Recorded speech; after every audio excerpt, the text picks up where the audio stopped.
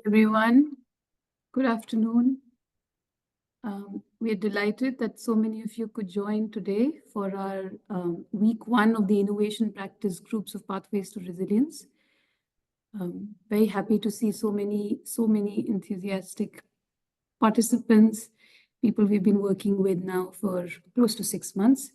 Really happy so many of you could make it. If it's okay, I'm going to share my screen quickly and maybe kickstart the discussion.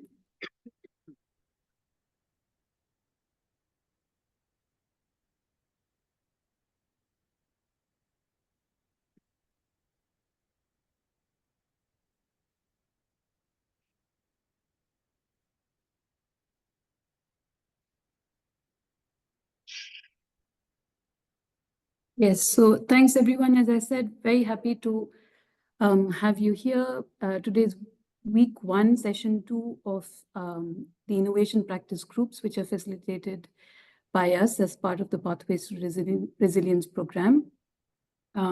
Today's session, as you know, is structured around behavioral change and empowerment. It's one of the key enabling conditions that we think is very crucial to leverage if we want to enable a transition to climate resilience. We have an exciting next 2 hours packed for you. I guess just some of you are already familiar with what IPGs are and what the objectives and aims are, but for the benefit of those who may not know, I'll kick off the session with just a brief overview of what we mean by IPGs, what is the real purpose and objective of having the session today with all of you, and where we would like it to go, hopefully in the future as well. And then I'll pass on the floor to my colleagues at the Red Cross Crescent Climate Center, who are co-convening this session together with us at IIED Europe. So yeah, so just as a brief introduction, my name is Sanchita Bakshi. I work at the International Institute for Environment and Development, Europe, Amsterdam, and we are one of the partner organizations of Pathways to Resilience, this large consortium where we have the unique opportunity to engage with 100 different European regions. For the first cohort, we are working already now with 39 regions and have been in touch with you over the past few months. This is the first time we are meeting as part of the innovation practice group. So I'll just summarize in brief what the objectives of the IPGs are and situate it also in the context of the work that we are doing in Pathways to Resilience. So what are the IPGs? IPGs is essentially a space, you can think of it as a space that we've convened for the regions. It ideally should also be led by the regions and communities that we are working with in Pathways to Resilience. And it's a space really that gives the opportunities to the regions and the communities to come together and brainstorm, discuss emerging ideas and plans and models and challenges and solutions that you're facing on issues of climate adaptation. So going forward, we would really like to play as minimal a role as possible and hope that the regions and communities can take over and think of it as a space where they can be the ones leading the agenda and kind of designing the agenda and shaping the discussions going forward. The objective then with the IPGs is basically as much as possible to connect the regions with the sources of knowledge and expertise that exists on climate adaptation. We think there's a lot of expertise within the 40 European regions that we're working with in the first cohort, but there's also external expertise that we are happy to bring from outside and make space for discussions around that. We also would like to foster a kind of community of practice around the key enabling conditions that we've identified. And would hope for this community of practice to really take shape, gain momentum, and kind of take on, a much more proactive role post P2R. And finally, we would also like very much the space to be a place where there is a peer exchange of ideas, and there's opportunities to discuss learnings, good practices, stories of successes, but also challenges that you're facing. The way the IPGs are structured in Pathways to Resilience is that this is not a one-off meeting that we want to have with the regions, or we don't want there to be just one space, one opportunities for regions to convene and kind of discuss ideas. We had the first kickoff meeting with regions and communities we are engaging with in October in The Hague, where some of you were there, where we really collected ideas on what specifically you would like us to focus on. Many of you expressed an interest on behavioral change and empowerment. Unfortunately, people didn't feel confident enough to present in the first IPG week. So we said, okay, we'll play the convening role in the first IPG, which is today, and put together an expert panel on behavioral change and empowerment, people who've done extensive work on this, and create an opportunity for you to be inspired by the discussion. Hopefully that happens today. So that's one. And then subsequently, we'll have 2 other IPGs this year. And with the second cohort of region as well, we will try to have an IPG where there is an opportunity to transfer some of the learnings that we've built from first cohort to the second cohort of regions. That's 60 regions beginning of next year. Yeah, so the agenda today is pretty straightforward. There's not much complication there. I've already kicked us off with just this brief intervention on what we hope to achieve with the IPGs.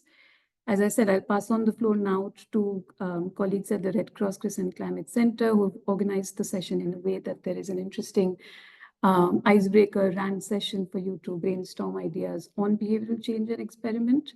This will be followed by a panel presentation of 3 experts working in diverse fields, but really the common thread is behavioral change and adaptation. And there'll be an opportunity to engage with them, have an interactive sessions. We'll then also break out into small rooms and have a small discussion around that, come back again for a larger plenary sharing. And hopefully we'll be able to take stock of where are the gaps, what kind of future IPG topics that are emerging from the regions and communities. And we'll wrap up. So it's a 2-hour session. In terms of logistics, we'll be working a little bit with the Miro board. We'll share the link with you in a bit in the breakout rooms. And this will be a regular feature for all the IPGs that we've convened, 1, 2, and 3. And think of the Miro board as really a resource where you can come back to after the IPGs are over. You can drop links of case studies, resources, scientific papers, anything that you think is relevant and interesting for the larger group to know and be familiar with. This will remain, as I said, like a permanent feature for the IPG discussions going forward. With that, I will now pass on the floor to my colleague Marcel from the Red Cross Crescent Climate Center, who will take us to the next session. Thank you very much, Sanchita. Yes, my name is Marcel. I work with the Red Cross Climate Center. It's a pleasure for me to be here with you. Now, there's nothing like a little bit of humor to engage with some of our topics and use them to look at them from a few different perspectives.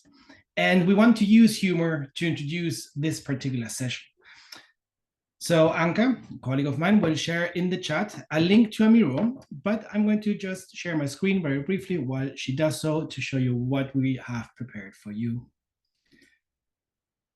When you follow the link, you will see these cartoons. So we have 4 cartoons for you prepared. These were cartoons that were developed specifically thinking about this IPG. And we have here a few sticky notes. So what I would invite you to do now is to take a few minutes, have a look at these cartoons. And for any of those, for all 4, for 1, for 2, whatever you feel like it, you can drag one of these sticky notes over and just share your thought about this. What does the cartoon, or how does the cartoon resonate with you in relation to your work on behavioral change? This is a completely free exercise. You don't have to put any name on it. Just the first thing that comes to mind when you look at these cartoons. Let's take 2-3 minutes to do so. I believe the link is in the chat. Click on the link. It's also a nice opportunity for you to get involved with the Miro board. And we will keep sharing throughout the session links that will help you to arrive at different places in the Miro that we will be visiting. So I'm going to keep quiet for about 2-3 minutes just to give you time to have a look at the cartoons. Okay, very well. Let's come to an end. I really like all the comments that you have been sharing with us on the post-its. I think there is I invite you to take now a minute and just roam around and look at what everybody wrote. But I see that there's quite a lot around the challenge and the challenge around advancing behavioral change, but then also it transpires from your comments that creativity around, okay, let's find different ways and different solutions and different approaches to see how can we really achieve lasting changes in behavior. So I want to thank you very much for this little exercise. I know there's a lot of comments around the one on the top right where with a little springboard diving into behavioral change, and yeah, it's true. It does take a little bit of bravery and risk taking in order to see what changes can actually be made. So yeah, it's a fantastic feedback. We'll leave this up. You can always come back to this.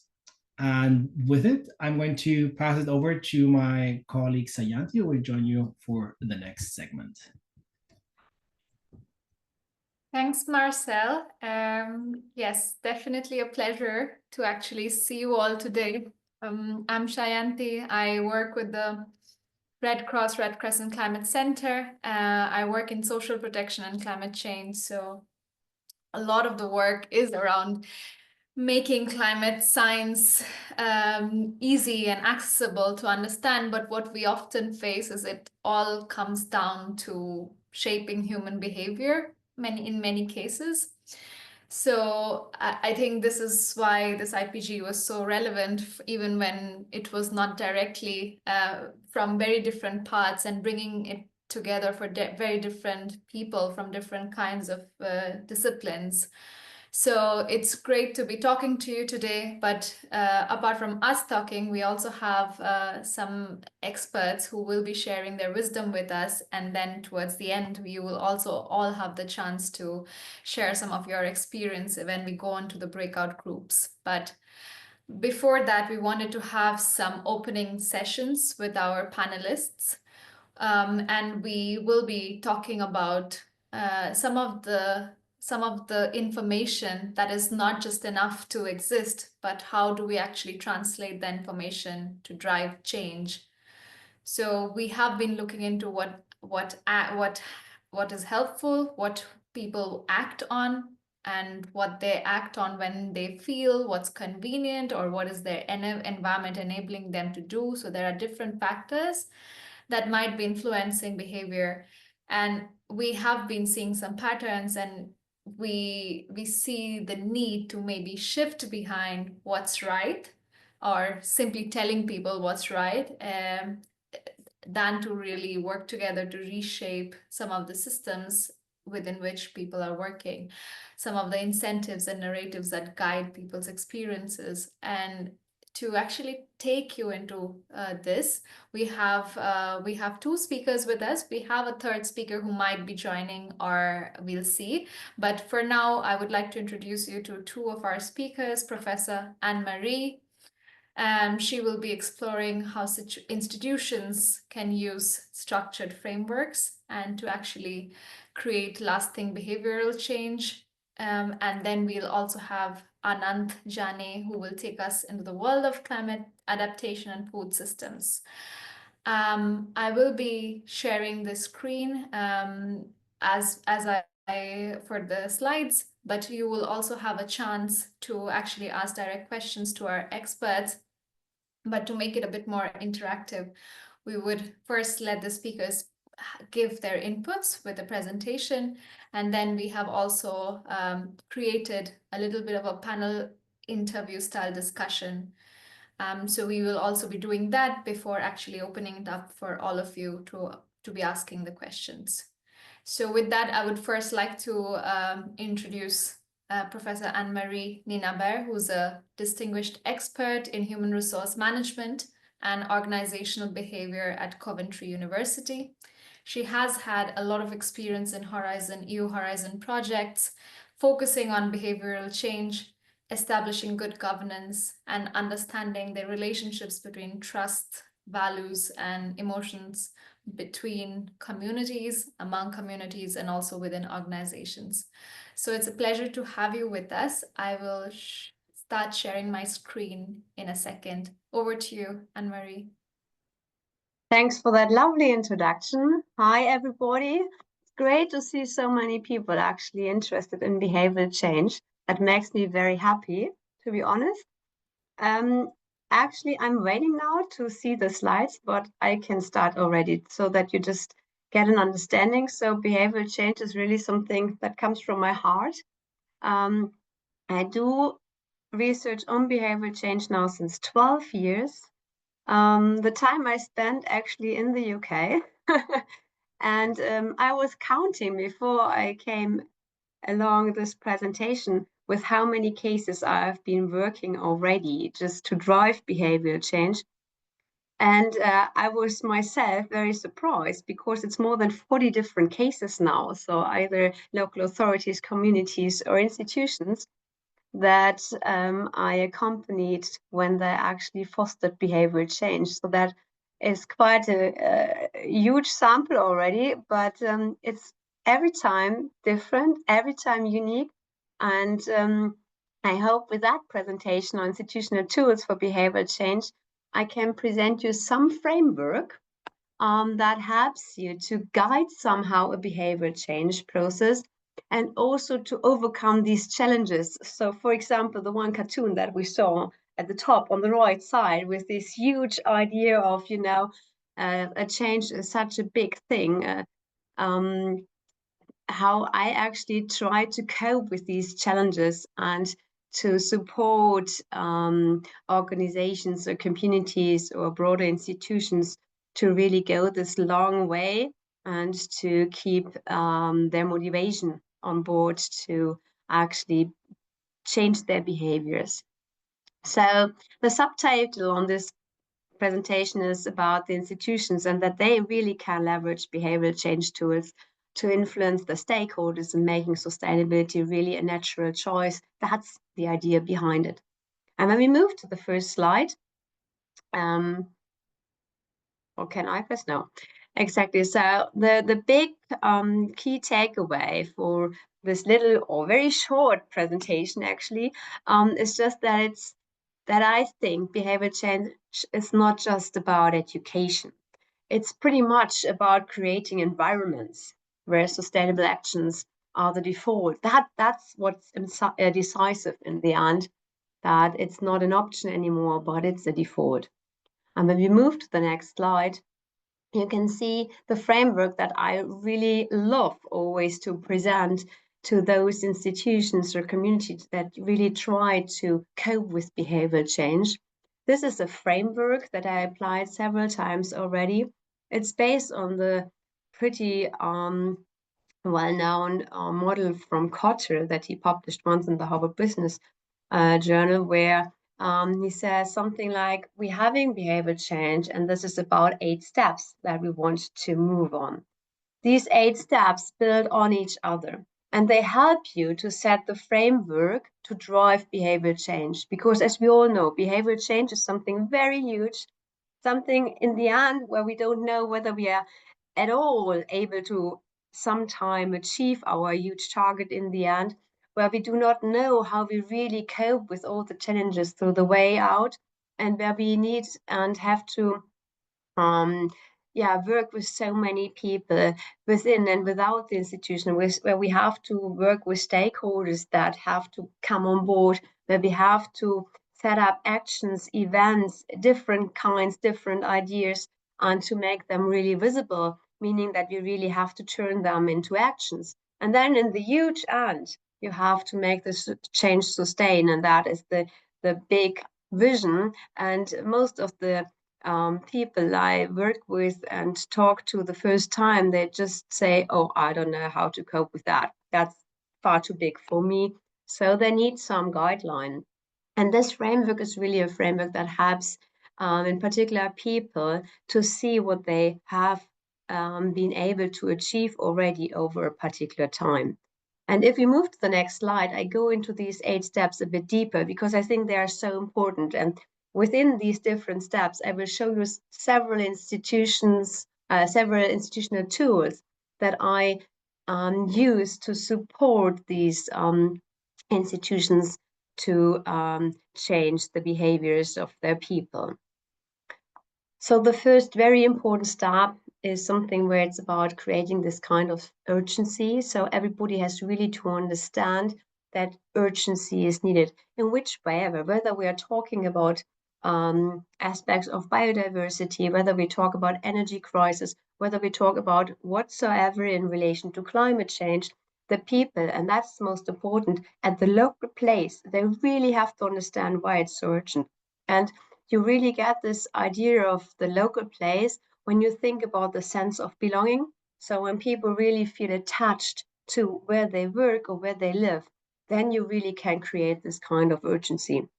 And this can be created by, for example, these impact assessments, when you really have data that shows, for example, how much your region or your institution is affected by something. When you haven't got data, you can use storytelling, which works very well, where you either have testimonials that tell you what's going on, or you can create little videos, what we do at the minute with some cases, just to raise the awareness within the local place to show what is really decisive. And then the second step is really to build this guiding coalition. So the team, the winning team, or the champions. There's different terminologies that you can talk about. So I call them, first of all, the change agents. The change agents are the ones that I work with usually, because I'm not within that institution or that community that wants to change. I'm not part of that. But the approach bottom up is the one that works here. So I find people within that place that I work with. These people, and that remembered me when I saw the picture from the cartoon, the one top on the left-hand side, the very critical people, the change agents. There's lots of characteristics we have to pay attention to, power dynamics and so on, when we really try to find the right person. So this is a really tricky step. And I usually try to help them, the institutions, to find those people that are really, able to drive change, because they become role models. They need the power, they need the knowledge, they have to have a network and the competencies to drive something. So there's so many characteristics they have to bring within to the field that sometimes I learned to play this change agent role a bit differently. So nowadays I work sometimes with change agents teams, really, or with the dual role of change agents, as I always say, when we're having an academic part that is working very close with the practitioners part, because of time commitments, effort commitments, and knowledge. So this is a very decisive step that everybody has to go through. When we turn to the next slide, you can see then step 3, and here we come to the vision. So we really have to develop a vision. A vision is that what everybody is driven by, right? Sometimes that is a bit maybe more broadly, and sometimes where we are something that where we want to go to. And because I'm here from the ProClimate project, I just brought with me some ideas how we actually work together to understand what might be the vision. And while we start to develop a vision together, and that's what we will also do, we start to think, okay, what is it that you want to achieve? And it's not just the change agents I work here with, but also with the sometimes stakeholders or the wider institutions. So we're really starting to co-develop this with a sustainability roadmap that we usually use to set up the objectives, to understand, okay, what does everybody wants to achieve? Because we're always having, when we're having different perspectives, we're having conflicts, we're having different interests. So it's very important that we agree on a joint vision and that everybody understands how she or he or the group will benefit from it, because that allows them to contribute to this joint vision. So that's a very tricky process, but we can do this with workshops, what we usually do, to bring the people together. And then, of course, in step 4, there is no vision when it's not communicated, right? So it has really to be advertised and everybody has to know about it. So this is really where we always try to support then the guiding team within the institution then with something that we call it a multi-channel communication strategy, where we talk about how can we set up email signatures, we can set up workshops, we will have digital platforms that we develop and invite people to come on board. We're using here as well storytelling ideas, where we bring other examples at the table, where we show what others did and try to bring the stories more closer to the people within the community. So visual material is very useful at that stage. That's something we learned. When we turn to the 5th and 6th step, because I'm very short here, I hope that we have lots of questions afterwards, but just to get you an idea. So the 5th step is really then about the empowerment. So we really try then to build up actions. So how can we translate everything? We try to write training programs. We think about, is there anything in terms of policies that we can think of? So one example, which was fantastic in a former Horizon project, is in Alba Giulia, that we were able to rechange the guidelines which were mandatory for choosing the suppliers that the local authority at that time was working with, because the guideline showed criteria to select a supplier that were, let's say, rather old school, because these criteria did not allow the city, so the local authority in Alba Giulia, to work with electric buses as suppliers.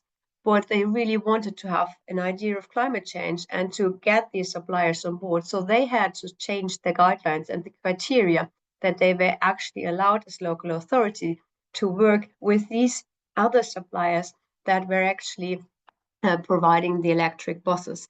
That was a huge impact for the whole local authority for their future. There's lots of these kind of examples I can tell you about, but just within that presentation, very shortly, what we also do in ProClimate is that we first of all try to get the stakeholders on board. And we do this in the terms either that we agree on memorandums of understanding, where it's just a bit more than just something like we do verbally, but we have an agreement somehow that is signed. The agreement does not include financial support or resources, but it's a joint understanding that both sides will really work towards one vision, and that pretty much helps to buy in stakeholders to work with you. The same we do with certificates. So when people join us in workshops, in activities, we really try then to provide them with certificates so that they can show others what they do and that they have also something in their hands that helps them to provide evidence. And the secret of the whole actions stuff is then the step 6, because it's about generating short-term wins. When you remember this long process of change, or for example, the swimming tower there, it's about a huge change, which takes very long, is very complex. But that's why it's so important that you celebrate short wins, short-term wins, or little steps that you were able to achieve, because this massive improvement is something that you will not see at the start, but you see little steps. And that's why the framework is so important, because the framework of the behavioral change process, it allows change agents and those communities or institutions I work with to indicate over the time where they are. And you can see that they move on step by step, which of course means that they sometimes move back to another step, because it's all about learning. And sometimes you just go a step further and then two back and so on. But you really can see that you move on. And that's what's so important. So that is the keep the momentum aspect, which is quite important. And you can always celebrate and also take some initiatives that help you to go step for step. So then the next slide, step 7 and 8, the two final stages where it's about making the change sticky, and that's not pretty easy. but this is also something that you can achieve. The timeline, of course, is usually, from my understanding, you need at least 3 to 4 years to get something done in the end. But the whole change will, of course, last far beyond projects, for example. So there we measure the impact in the UK. So when there's long-term impact in terms of 6-7 years, then you can really see changes. But you need time to make these changes really evident.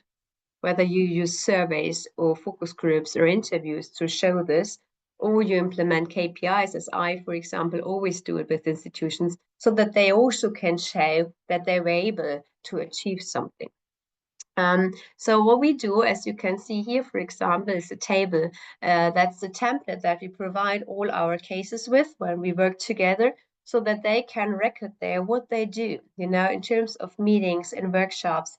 It can be action that they do with the wider communities and everything like this. This is really about a process where they see, okay, this is something we did already, and now we do it again, and it became even bigger, because maybe the number of participants that actually were joining in a workshop or in an event outside in the community, that these numbers are increasing.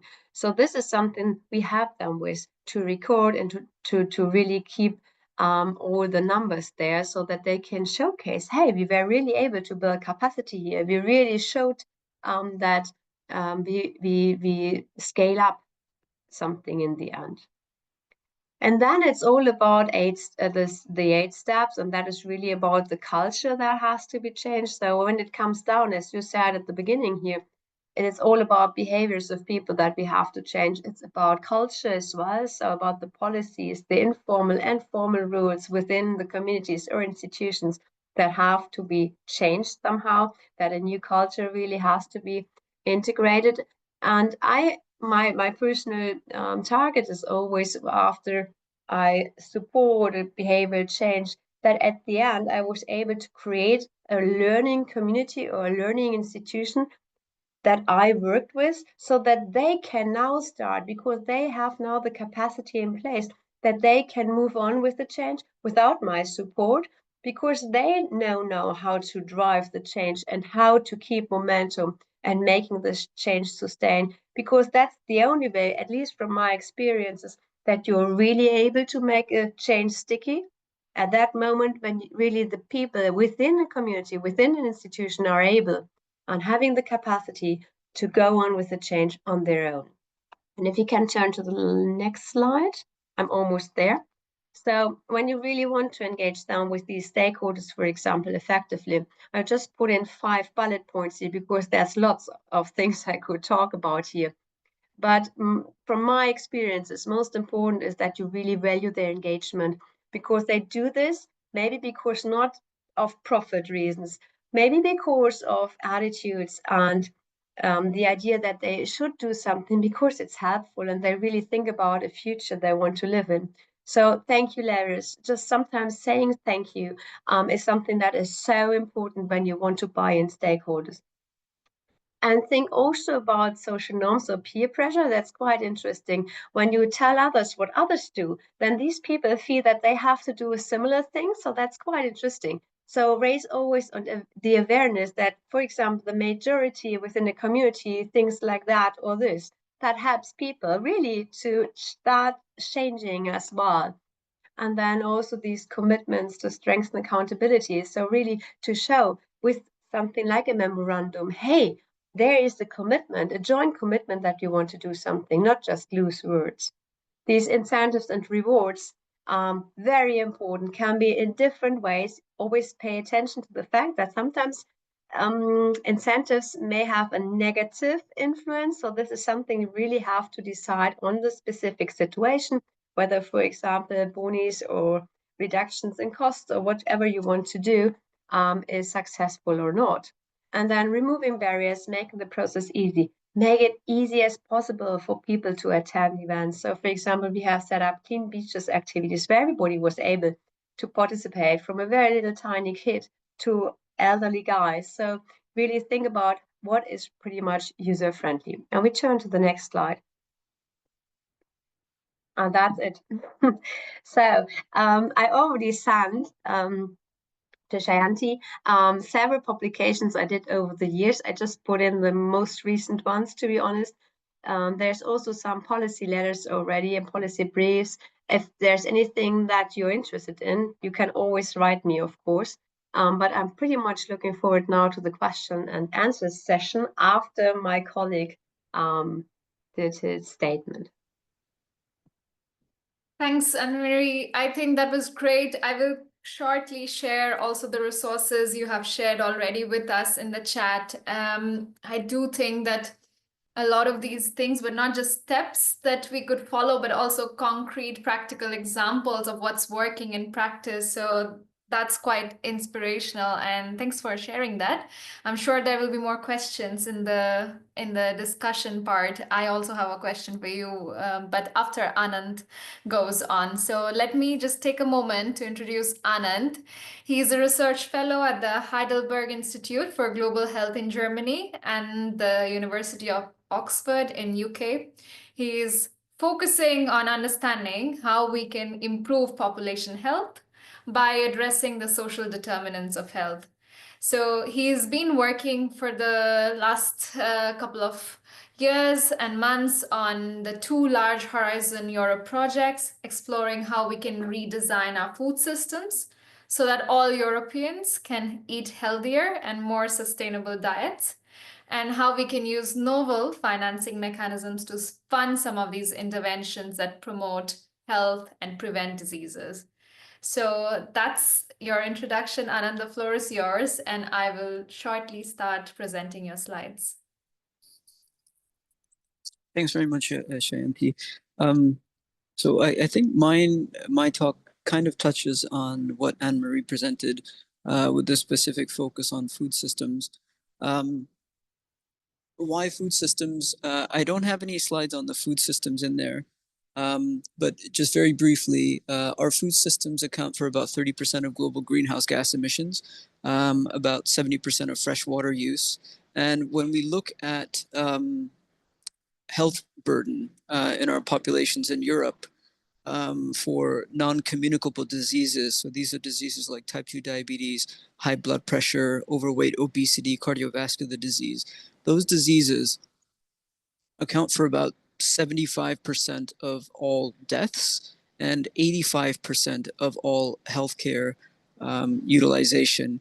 And that amounts to about 700 billion euros every year in Europe spent on these largely preventable conditions.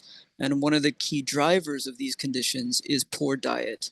So by poor diet, what I mean is diets that are low in fruits and vegetables, that are low in healthy fats, that are actually high in sugar, fat, and salt, high in ultra-processed foods, and high in red meat.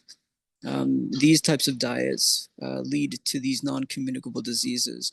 And so for us, we see food systems as a key driver and change kind of mechanism to support both environmental health and human health. So with that context, so I didn't realize that many of the people in this call may not know about food systems. Otherwise, I would have included a slide in the beginning, but I can share something with Shanti afterwards as well. So what we're looking at here in this very brief presentation is looking at behavior change and climate adaptation from the perspective of delivering One Health. Next slide. So what do we mean by One Health? One Health is a concept that was created by the WHO, the World Health Organization, several years ago. And this is the definition. And basically, getting away from kind of jargonistic terms, what we're looking to do with One Health, we see both human health and environmental health as ends in themselves that are intimately linked. If you have poor environmental health, you will almost invariably have poor human health. If you have poor human health, then oftentimes what you will get is a very extractive relationship of humans with their environments, because they're looking to the environment for survival, basically. So rather than preserving their environment, they're using the environment and exploiting it in many cases just for their own survival. When you have poor environmental health, so if we look at some of the climate shocks that we've seen, droughts, floods, wildfires, they cause all sorts of damage to human health. For people with respiratory diseases, there will be the acute shock if you're exposed to a wildfire because of the poor air. And then obviously you're displaced as well. So that kind of upends the person's life. So looking at One Health, what we're trying to look at is improving both human health as well as environmental health. Next slide.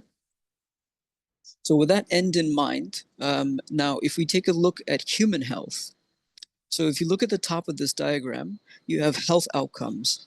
And the health outcomes can be disaggregated by length of life and quality of life. And if you look at those two factors, clinical care, so this is access to doctors, hospitals, nurses, pharmaceuticals, only accounts for about 20% of health outcomes.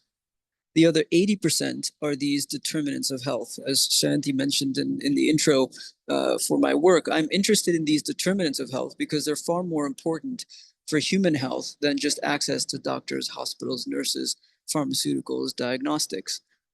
And these determinants will include health behaviors, social and environmental factors, and economic factors, as well as the physical environment. And these proportions, these are just kind of rough guiding proportions, but they will change over time. So for example, if you were living in California and you were exposed to the wildfires, then obviously housing and water are going to become much more important because it's something that you don't have as ready access to. So those become much more important factors. Next slide. And so one of the key things that we work on in many of our projects is looking at this concept of a left shift. Next slide. So I don't know how many of you are public health oriented, but this diagram comes from a person called Geoffrey Rose. Geoffrey Rose was an epidemiologist at the London School of Hygiene and Tropical Medicine. And he wrote a seminal paper in 1985 looking at the health of the population, which can also be applied to the health of the environment. So on the horizontal or x-axis, you see risk of severe sickness. And again, that can be human sickness or even environmental sickness like a climate shock. You have low risk, medium risk, high risk. And on the y or the vertical axis, you have the percentage of the population. Now, what Rose says is that most societies focus on the highest risk groups. So if we take health as an example, this will be people with type 2 diabetes, high blood pressure, high cholesterol, obesity, overweight. They might smoke, they might drink too much, eat an unhealthy diet. These are the people at the highest risk of a heart attack or a stroke. But what Rose says is that if you look at the absolute number of events, if you look at the number of events rather than the proportional risk, it's always in the bell-shaped curve. That's that middle bit in the yellow bell-shaped curve. There's the highest absolute number of events in the bell-shaped curve. And what Rose says is that if you want to improve the health of the population, and again, this can apply for climate as well, you need to shift the entire risk profile to the left. If you do not shift it to the left, it will continue drifting to the right. And as it drifts to the right, the intensity and cost of interventions, that's that red arrow up top, will continually increase. And this is actually what we're seeing in real time. So I'm going to give you one anecdotal example from England, and then I'm going to give you a reference to a recent study, which I can also share with Shanti afterwards. So I've worked in the England Department of Health since 2011 as part of my work. And when I started working in 2011, we were spending 110 billion pounds per year to deliver care to about 60 million people. Fast forward to 2019, pre-pandemic, we were spending 140 billion pounds. And that was the first time since World War II that life expectancy declined and health inequalities also increased. Fast forward to now, we're spending 185 billion pounds per year. So 75 billion pounds more since I started. And that's much more than inflation adjusted increases in the amount that we spend on healthcare. And despite all of that extra money, we have 6 million people waiting to receive care. We have a 6 million person backlog of care. Health inequalities have increased and life expectancy has continued to decline.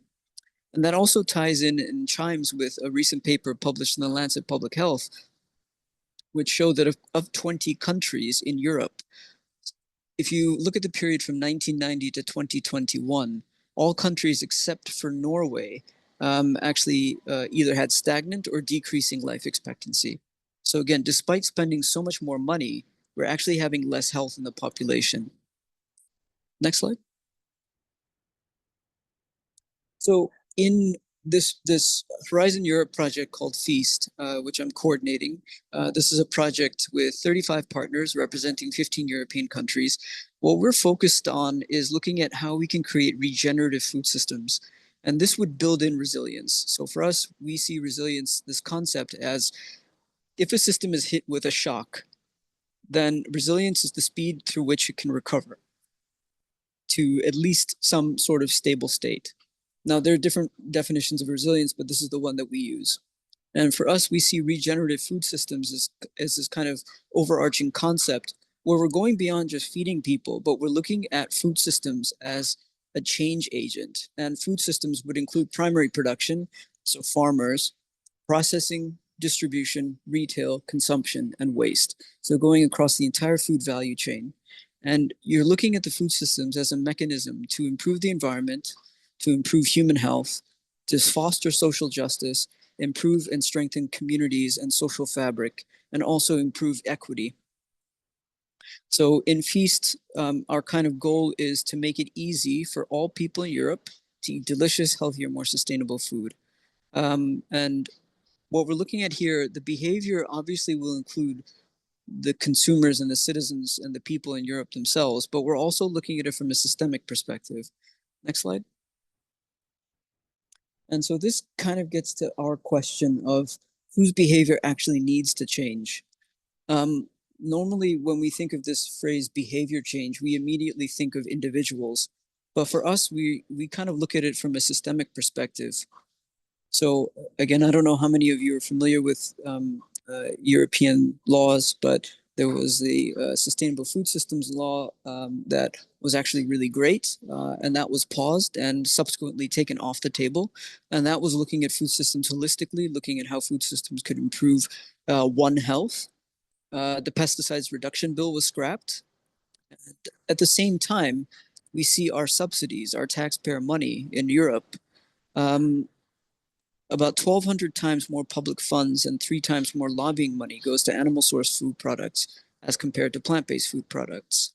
And when we look at the hidden cost of our global agri-food systems, it's about 10 trillion every year in these hidden costs. Next slide. So if we fast forward to the European Commission's 2024-2029 objectives, one of the key things that they do talk about is building a competitive and resilient agriculture and food system and safeguard biodiversity to support farmers and safeguard healthy food. So it does have a really strong linkage, at least in my interpretation, to One Health. Next slide. And so from a behavior change perspective, what we would like to see is the hidden costs of the global agri-food systems. And those costs are both environmental health and human health right now, as well as in the future. We want to change that to actually using that 10 trillion to deliver One Health through regenerative food systems. Next slide. And what this would see is, again, going back to the EC's, the European Commission's objectives for 2024 to 2029, when they say a competitive and resilient food system, what we would want to see is that the food system has higher regenerative productivity. So it's actually improving human health as well as environmental health. And the regenerative productivity would lead to regenerative growth. The regenerative growth would lead to regenerative capital. And capital here, we don't mean just financial capital, but also social capital, human capital, moral capital, as well as financial capital, because you do need that. And then the higher regenerative capital can together lead to increased One Health. So kind of going back, looking at behavior change, we think that it's not just the individuals on the ground that need to change their behavior, but the entire system needs to change its behavior. And we need to kind of traverse corporate capture and regulatory capture, which are skewing a lot of our policies in the wrong direction and actually making Europe weaker and less prepared for the future. At the same time, we also need to support people on the ground to change their behavior, and as well as giving them better opportunities to change their behavior. And for us, we would see One Health as a good goal to kind of work towards. I think that's my last slide. Yep, that's it. I'm happy to take questions and looking forward to this.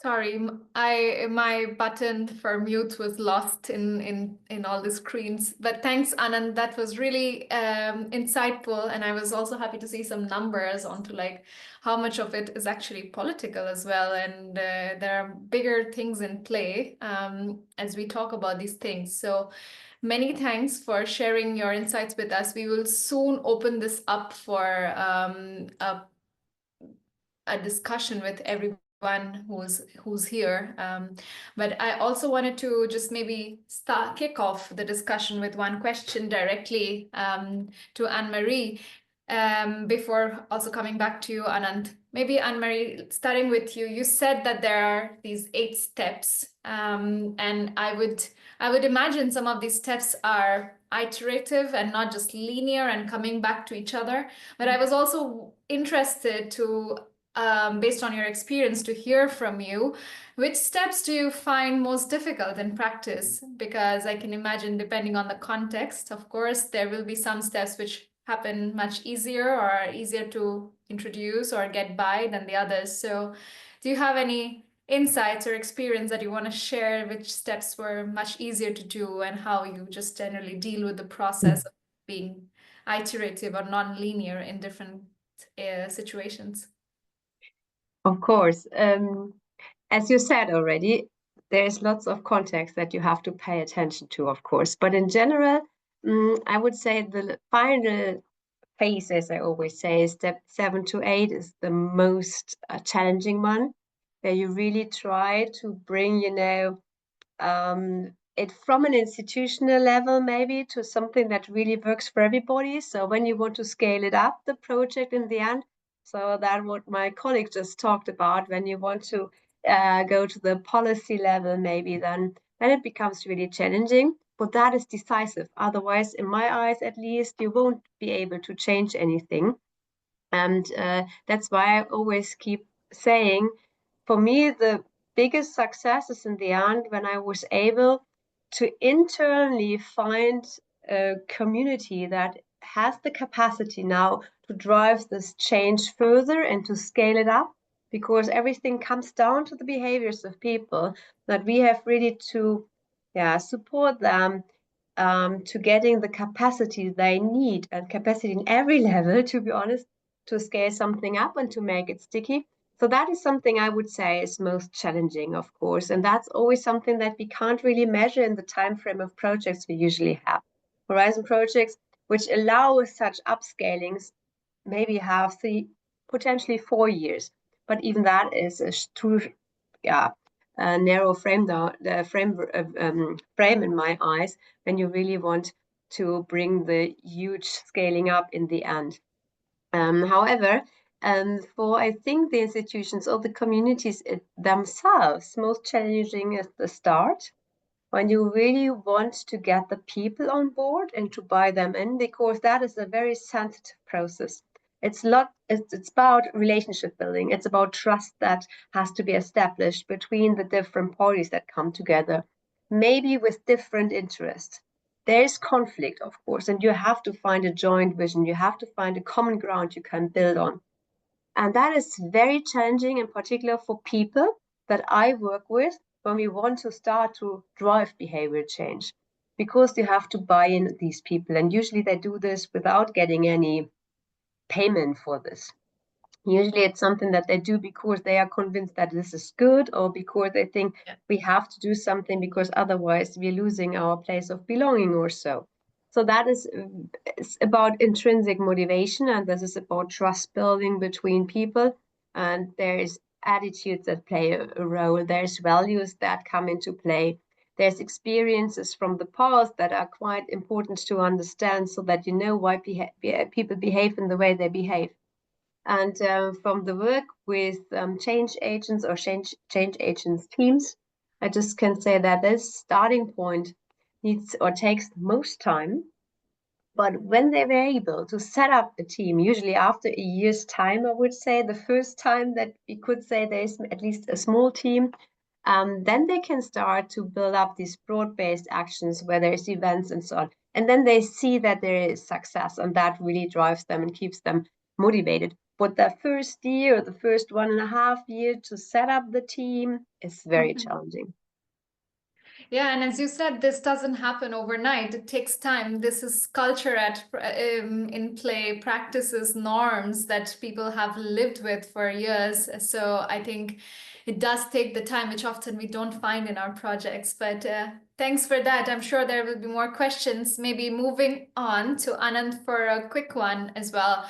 Anand, you said that there needs to be a left shift, or there should be ideally a left shift to avoid some of these increasing costs. And also this can be applied to the climate adaptation discussion.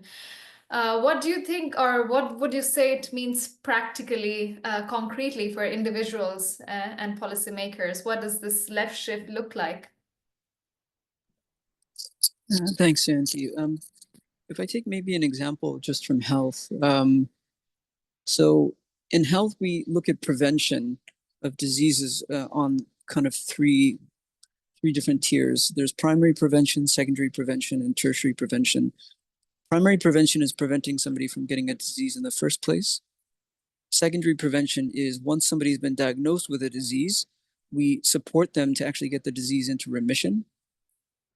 And then tertiary prevention is once somebody is diagnosed and living with a condition, we try to prevent them from having a severe exacerbation of their condition.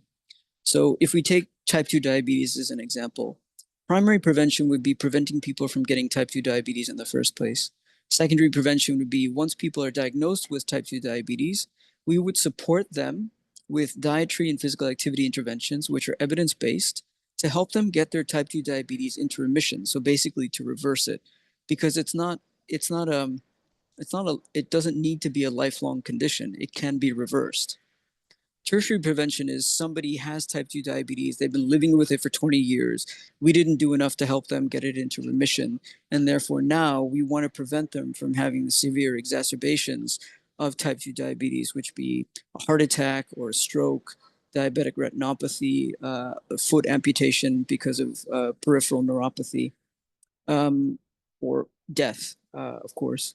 So within those domains, the individual certainly has a role to play by eating a healthier diet, by being physically active and being mindful of their health. If somebody is diagnosed with type 2 diabetes, then they have a role to play in actually getting themselves motivated to eat better and to be physically active to try to get their type 2 diabetes into remission. So the individual has an extremely important role to play, but the policymaker also has an extremely important role to play as well to create the enabling environment and the incentives to support those individuals to get healthier. So if I give an example of Tower Hamlets. So Tower Hamlets is a borough in London. It's a section of London. And in Tower Hamlets, which is a somewhat deprived area, they have a childhood obesity problem. And they also happen to have 42 fried chicken shops for every secondary school in Tower Hamlets. Now, when you're living in such an environment, despite the best intentions of wanting to change your individual behavior, if all you have available to you is fried chicken, then that's usually probably what you're going to consume. So it's the policymaker's role to actually create better opportunities for people to eat more healthily as well, and to have access to those interventions so they can live a healthy lifestyle. And this is where health inequalities and health inequities come into play, because not everybody has physical access or financial access to the things that they need to be healthy and well. We see housing problems across Europe.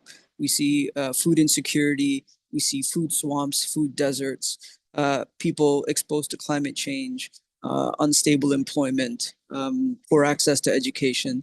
So all of these things are something that policymakers have to work on to ensure that everybody has an equal opportunity. So from an individual perspective, they have to be motivated and have the knowledge and act on that knowledge to improve their health and well-being.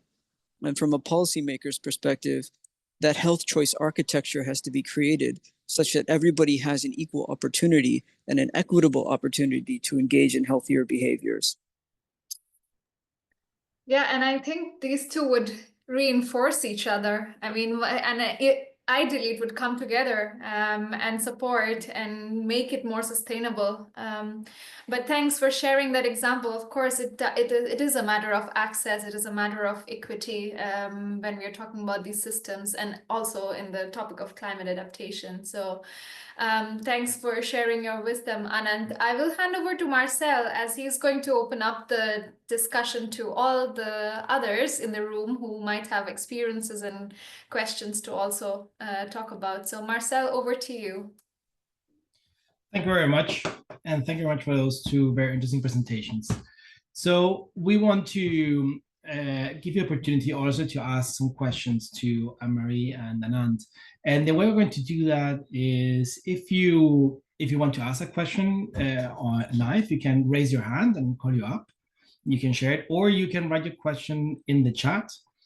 Whatever feels more comfortable with you. If you have a question later on that you forgot to ask now, but you thought later on, oh, this would have been great to ask, we have a section in our Miro board where you can later on put the additional questions, and we'll try to see how we can address those.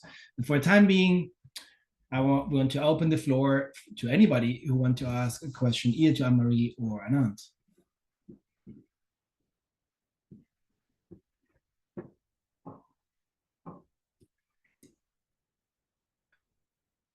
Tatiana, please go ahead.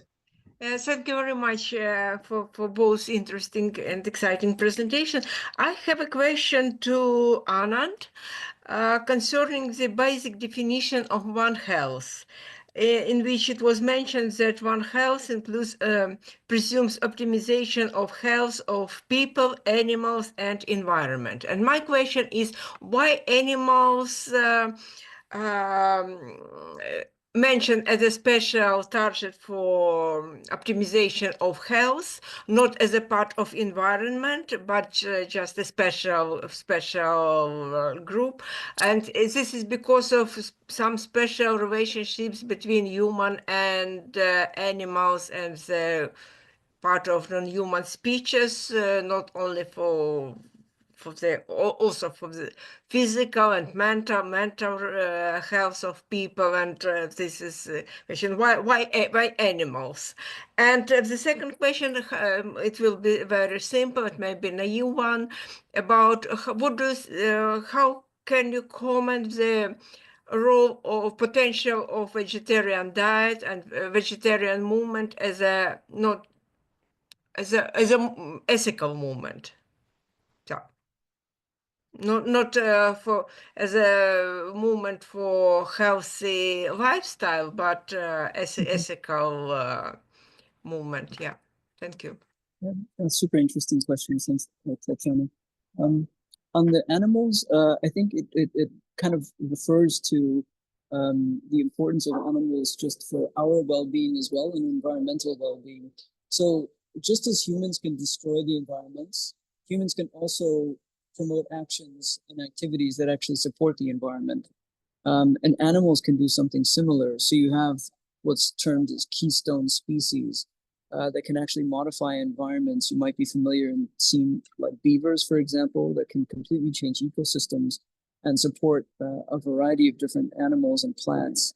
So animals have a role to play, not just in terms of their relationship with humans, but also their ability to support environments.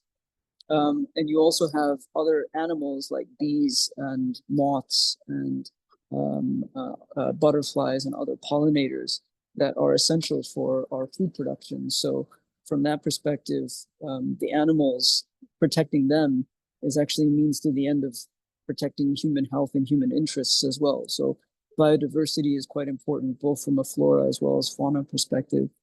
On the vegetarian movement, yeah, I think I think it could be seen as an ethical movement on two dimensions. One is the vegetarian movement, if it's driven by concerns for the moral ethical kind of stance of not wanting to kill animals. I think there's a moral ethical responsibility or kind of angle there. And then kind of further to this, I think there could also be a moral ethical stance in that you're trying to support your own health. One thing in Feast, we are a food-related project and we say healthier and more sustainable diets. We are supportive of vegan and vegetarian diets, but what we do not say is to take a hardline stance that everybody should become a vegan or a vegetarian. I myself am a vegetarian,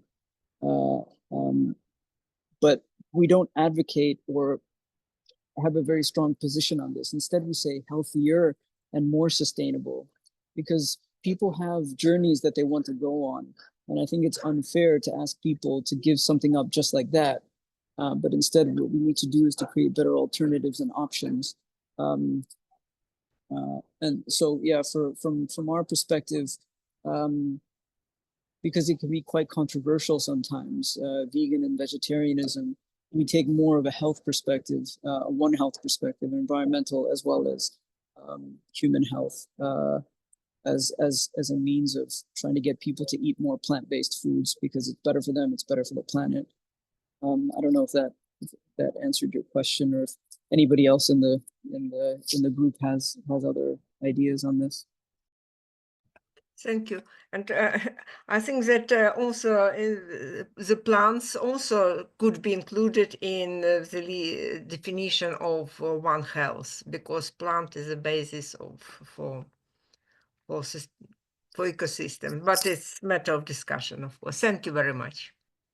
Yeah, I think the plants are included in the environmental part. So you have flora and fauna for biodiversity generally, and then the fauna would be the animals, and then you have humans. And then the flora, the plants would be the environment itself, so trees and other plants, etc. That's my interpretation.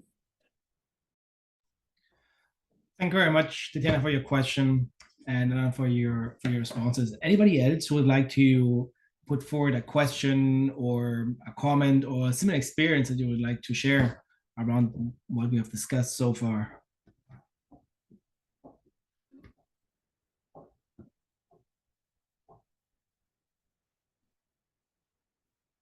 Okay, so in that case, I believe we're going to move on to our next segment. And just to remind you, if you do think of a question or later on you regret, oh, I should have asked this, please do visit on the Miro board, the section for the Q&A. There's some post-its there. You can write it down and we'll have a look at them and see how we can either mention it in the next IPG or before provide some additional feedback. Now, on our next segment, we are now going to move over to a bit of a discussion opportunity for us to discuss around these topics. And we have 4 breakouts, and 2 of those breakout rooms will work with one set of questions, and 2 other breakouts will work with another set of questions. Each breakout will have a facilitator with you to guide the discussion, and they will provide you a bit more information about what we're going to discuss about.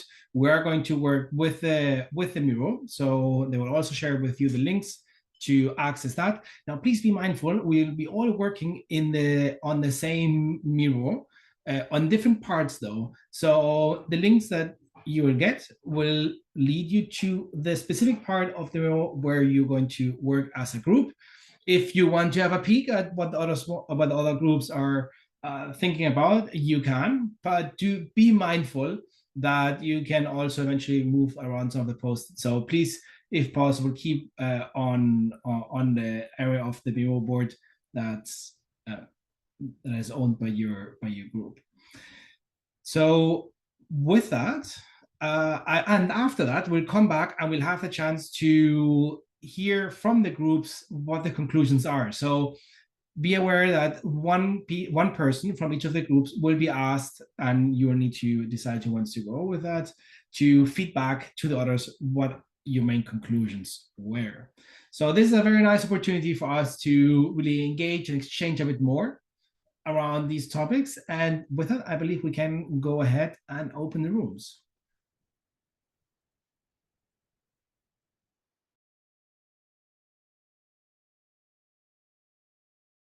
This institution and local authorities. Other things were said about of my region, like on more specific subjects, like changing behaviors on water systems or about saving and not wasting water. Very important key thing was mentioned earlier, like the need to create an environment for implementation to change individual behavior and group behaviors for positive change. And that's all. Thank you very much, Marie. Okay, now let's move over to breakout number 3. That's the group who worked with Shayanti. Yeah, this should be me presenting. So Marina, I work for the University of Patras in Greece, but we are consortium members with the region of Western Greece. So in our group, we discussed, in fact, several issues concerning behavioral change and any other, change related to our areas. We mentioned, for example, that, of course, the shift towards healthier plant-based diets initially faced resistance due to reluctance and so on. But however, the increasing of awareness of people, the influential role models or global climate events facilitated the process. And it was mentioned also that in Berlin, for example, there are supermarkets full of, this kind of diets to facilitate the people. So also to the tourism sector, and we bring examples like once in Greece, we are reconsidering the use of ski centers, for example, because we don't have snow during the winter time. At least this was the case of the previous year. Also, we were referring to activities that could facilitate the changing of behavior, like workshops and interviews with a specific group of people in order to hear from them and to easier persuade them on what is needed to be changed. We were referred also to the educational programs targeting children. So this could be a strong opportunity in order to ensure that the changes that we are aiming at will last for many years, and it would not just be, the case that we prepare the workshop, we convince you of doing this, and 1 year after you're forgetting what you have to do, let's say. So I think that more or less this summarizes the issues that we raised. Probably one more, it could be that behavioral change sometimes comes centralized, as one of the examples that I present in Greece, because the government, in order to prevent the wildfires, makes us forced us somehow to clean our fields and our lands. And there was a platform in which we had to declare that we indeed cleaned our land properties. So sometimes, the behavior is not just to convince them with the workshops, etc. It's just It's also like if you have a penalty on something, you're forced to do this, so you will do it as a change on your behavior, and hopefully they will not have to ask it from you again, and you will do it yourself in the next future. So I think that with that, I summarized more or less what we have mentioned there. Thank you very much, Marina. And with that, we go to the final group who would like to make a brief summary. Well, I guess I was just informed that I'll be the one doing that. Thank you so much, Maximiliano. I'll remember you. Let me see if I don't forget anything. We also focus kind of like in three key ideas.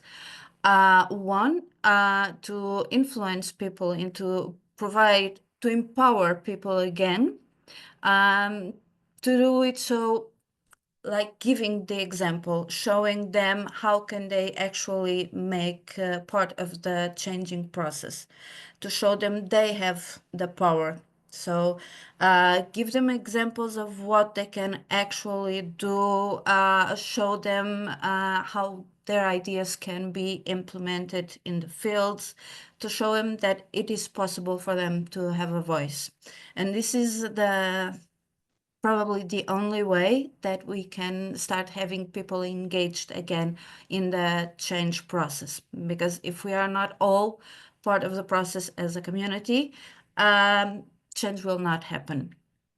And on change, we have discussed three key ideas on how can we operate change. One, this is very simple terms. One is make it fashionable. Let's make it a fashion to have nice vegetable gardens, to ride a bicycle on our daily basis, on our tourism visits, on whatever we do. Let's make it attractive again. Let's give it the good status. Let's make it beautiful and, well, a good picture for social media. And probably we will engage more people the moment we make it not something that, well, that's not so fancy, but, well, this is really a nice lifestyle that I want to have. And the other point we discussed is to associate it to the positive economic impact. Either we like it or not, every citizen needs stable economic situation for their daily lives. So if we transform environment protection actions, our future environment sustainability into positive economic value for our regions, then we will be mobilized to protect it. So very briefly, these were three key ideas. Please, my peers from group 4, if I missed something, please step in and complete it. Thank you very much, Daniela. And thank you for all of the groups for this very, very interesting work. And I really want to highlight a couple of ideas that came out. So starting from this need to find ways in which we can get closer to communities. And I said that sometimes there's a bit of a distance between the thinking level and then actually having that chance to engage with communities more closely. And that links with this idea of how do we create these spaces for changes at individual level.